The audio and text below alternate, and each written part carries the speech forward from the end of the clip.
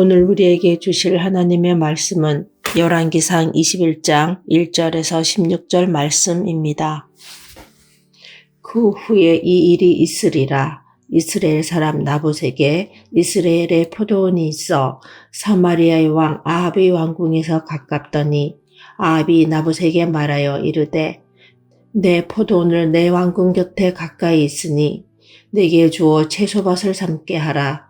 내가 그 대신에 그보다 더 아름다운 포도원을 내게 줄 것이요 만일 내가 좋게 여기면 그 값을 돈으로 내게 주리라. 나봇이 아합에게 말하되 내 조상의 유산을 왕에게 주기를 여호와께서 금하실지로다 하니 이스라엘 사람 나봇이 아합에게 대답하여 이르기를 내 조상의 유산을 왕께 줄 수 없다 하므로 아합이 근심하고 답답하여 왕궁으로 돌아와 침상에 누워 얼굴을 돌리고 식사를 아니하니 그의 아내 이세벨이 그에게 나와 이르되 왕의 마음에 무엇을 근심하여 식사를 아니하나이까? 왕이 그에게 이르되 내가 이스라엘 사람 나봇에게 말하여 이르기를 내 포도주를 내게 주되 돈으로 바꾸거나 만일 내가 좋아하면 내가 그 대신에 포도원을 내게 주리라 한즉 그가 대답하기를 내가 내 포도원을 내게 주지 아니하겠노라 하기 때문이로다. 그의 아내 이세벨이 그에게 이르되 왕이 지금 이스라엘 나라를 다스리시나이까? 일어나 식사를 하시고 마음을 즐겁게 하소서. 내가 이스라엘 사람 나봇의 포도원을 왕께 드리리이다 하고 아합의 이름으로 편지들을 쓰고 그 인을 치고 봉하여 그의 성읍에서 나봇과 함께 사는 장로와 귀족들에게 보내니 그 편지 사연에 이르기를 금식을 선포하고 나봇을 백성 가운데에 높이 앉은 후에 불량자 두 사람을 그의 앞에 마주 앉히고 그에게 대하여 증거하기를 내가 하나님과 왕을 저주하였다 하게 하고 곧 그를 끌고 나가서 돌로 쳐 죽이라 하였더라. 그의 성읍 사람 곧 그의 성읍에 사는 장로와 귀족들이 이세벨의 지시 곧 그가 자기들에게 보낸 편지에 쓴 대로 하여 금식을 선포하고 나봇을 백성 가운데 높이 앉히매 때에 불량자 두 사람이 들어와 그의 앞에 앉고 백성 앞에서 나봇에게 대하여 증언을 하여 이르기를 나봇이 하나님과 왕을 저주하였다 하매 무리가 그를 성읍 밖으로 끌고 나가서 돌로 쳐 죽이고 이세벨에게 통보하기를 나봇이 돌에 맞아 죽었나이다 하니 이세벨이 나봇이 돌에 맞아 죽었다 함을 듣고 이세벨이 아합에게 이르되 일어나 그 이스라엘 사람 나봇이 돈으로 바꾸어 주기를 싫어하던 나봇의 포도원을 차지하소서. 나봇이 살아있지 아니하고 죽었나이다.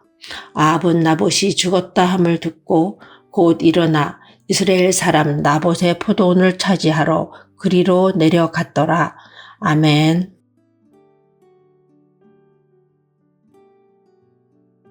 오늘 본문은 나봇의 포도원 이야기를 담고 있습니다. 본문 1절은 이렇게 시작합니다. 그 후에 일이 있으리라. 여기서 그 후에라는 표현은 나봇의 포도원 사건이 이전 일과 무관하지 않다는 걸 뜻합니다. 그렇다면 나봇의 포도원 사건 이전에 어떤 일이 있었나요? 열왕기상 20장은 북이스라엘 아합 왕과 아람 왕 베나닷 간에 두 차례에 걸친 전쟁을 기록합니다. 하나님께서는 아람 군대를 이스라엘의 손에 넘겨주시며 아합에게 명확히 말씀하셨습니다. 내가 이 큰 무리를 내 손에 넘기리니 너는 내가 여호와인 줄 알리라. 하나님께서는 갈멜산 사건에 이어서 다시 한번 아람과의 전쟁을 통해 하나님이 참 하나님이심을 아합 왕에게 알려주고 계십니다. 아합은 하나님의 은혜로 아람과의 전쟁에서 승리를 거두었지만 전쟁이 끝난 후에 하나님의 뜻에 따르지 않습니다. 하나님의 심판의 대상이었던 베나닷을 살려주었고 오히려 그와 조약을 맺습니다. 하나님께서 내미시는 은혜의 손은 잡지 않고 하나님을 대적하는 자의 손을 맞잡은 것입니다. 이에 한 선지자가 아합에게 나타나 말합니다. 왕이 그의 생명을 대신할 것이요 백성은 그의 백성을 대신할 것이다. 죄를 저지른 아합에게 하나님의 무서운 심판이 선포되었습니다. 이렇게까지 했으면 이제 회개하고 돌이켜 여호와 하나님을 참 하나님으로 모시는 이야기가 나올 법도 한데, 심판이 선포된 그 후에 아합은 또 다른 죄를 저지르고 맙니다. 바로 나봇의 포도원을 탐하여 나봇의 생명을 앗아가는 극악한 죄를 저지른 것입니다.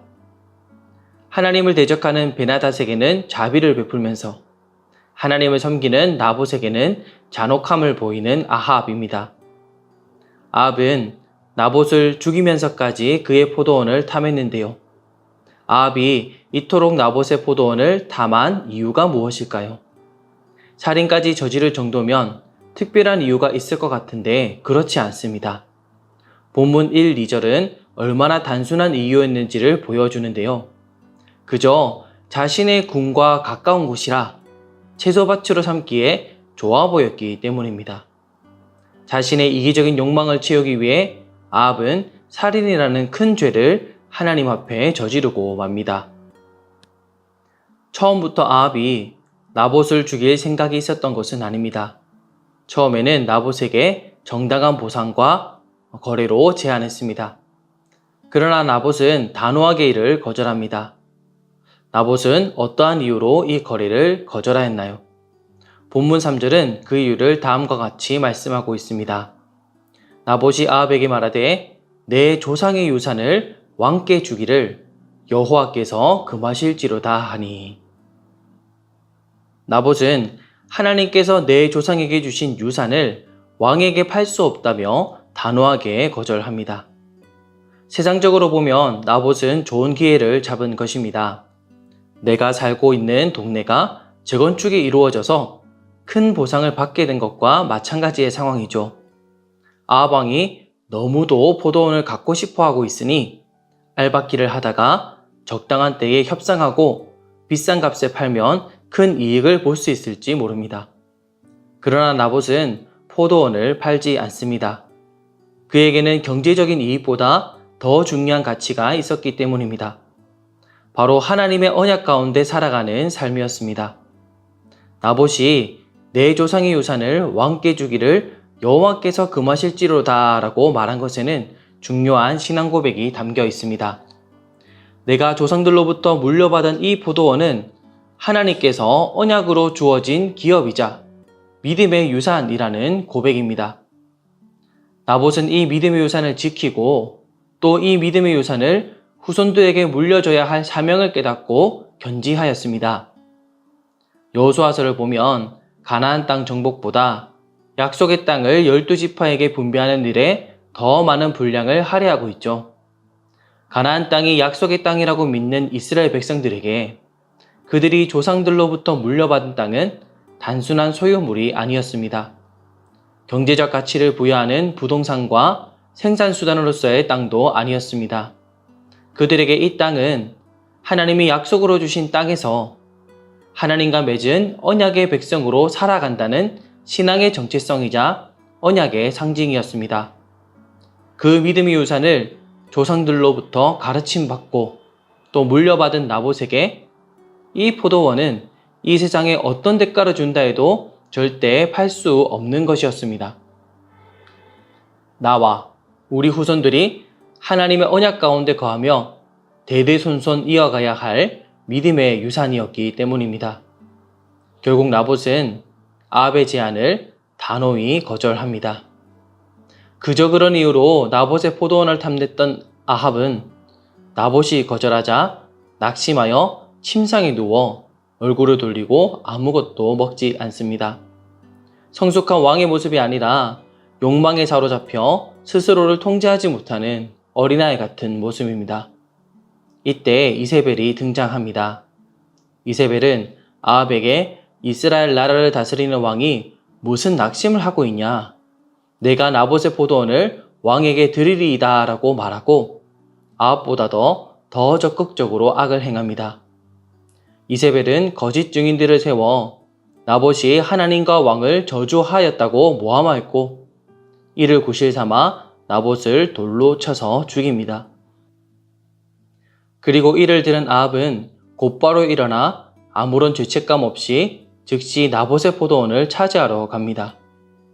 아합과 이세벨은 이웃의 포도원을 탐내므로 제10계명을 어겼고 포도원을 강탈하며 제8계명을 범했으며 거짓 증언을 세움으로 제9계명을 어겼고 나봇을 살인함으로 제6계명을 어겼으며 나봇이 하나님을 저주했다라고 들먹이며 하나님의 이름을 망령되이 일컬음으로 제3계명을 어겼습니다. 결국 하나님께서는 19절에 다음과 같이 심판의 메시지를 아합에게 전하십니다. 개들이 나봇의 피를 핥은 곳에서 내 피, 곧 내 몸의 피도 핥으리라. 하나님께서는 나봇의 피를 헛되이 하지 않으셨습니다. 나봇과 같은 의인이 흘린 피를 기억하여 주시고 불의한 자의 탐욕과 폭력은 반드시 심판하시는 분이 하나님이십니다. 아합과 이세벨은 이 땅의 것을 탐내고 하나님 앞에 죄를 범하다가 결국 그들과 그들의 후손은 파멸의 길로 가게 됩니다. 그러나 믿음의 유산을 지키고자 애쓴 나봇은 하나님 나라의 아름다운 열매가 되었습니다. 나봇의 이름의 뜻은 열매입니다. 하나님은 하나님의 언약 가운데 거하고 믿음의 유산을 흘려보내고자 했던 나봇을 기억하셨습니다. 그를 성경에 기록되게 하시고 귀한 본이 되게 하셨습니다. 믿음의 조상 아브라함의 후손이자 또한 나봇의 후손인 오늘날 우리가 바로 그 열매를 먹은 자입니다. 믿음의 유산을 흘려받은 서문 성도 여러분, 우리가 오늘 하나님을 믿고 자유롭게 예배하며 교회 공동체의 은혜 가운데 살아가게 된 것은 믿음의 유산을 지키고 흘려보내며 하나님의 언약 가운데 살아가기를 힘썼던 많은 믿음의 조상이 있었기 때문입니다. 나봇의 피는 헛되지 않았고 그의 삶은 오늘날까지 하나님 나라의 열매를 맺는 데 쓰임받고 있습니다. 나봇은 물론 주기철 목사님, 손양원 목사님을 비롯한 수많은 믿음의 조상들이 믿음의 유산을 지켰고 또 우리에게 물려주었습니다. 아합이 나봇에게 포도원을 팔라고 유혹했던 것처럼 오늘날 세상은 우리 또한 유혹하고 있습니다.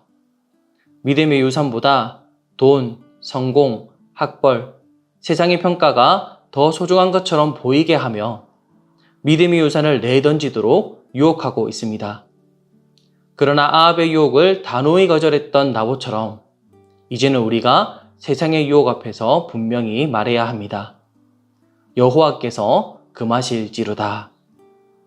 이제는 우리가 믿음의 유산을 지키고 흘려보낼 차례입니다.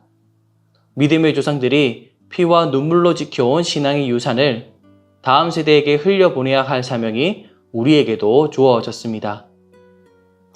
나봇의 이름이 성경에 기록된 것처럼 우리의 이름도 하나님 앞에, 후손들 앞에 믿음의 조상으로 기억되기를 축복합니다. 우리가 물려받은 믿음의 유산을 더욱 소중히 여기며 세상의 어떠한 가치 앞에서도 하나님의 언약 가운데 사는 삶을 견지해 나가며 다음 세대에게 갑절의 믿음의 유산을 아름답게 흘려보내는 저와 여러분 되시길 예수님의 이름으로 축원합니다.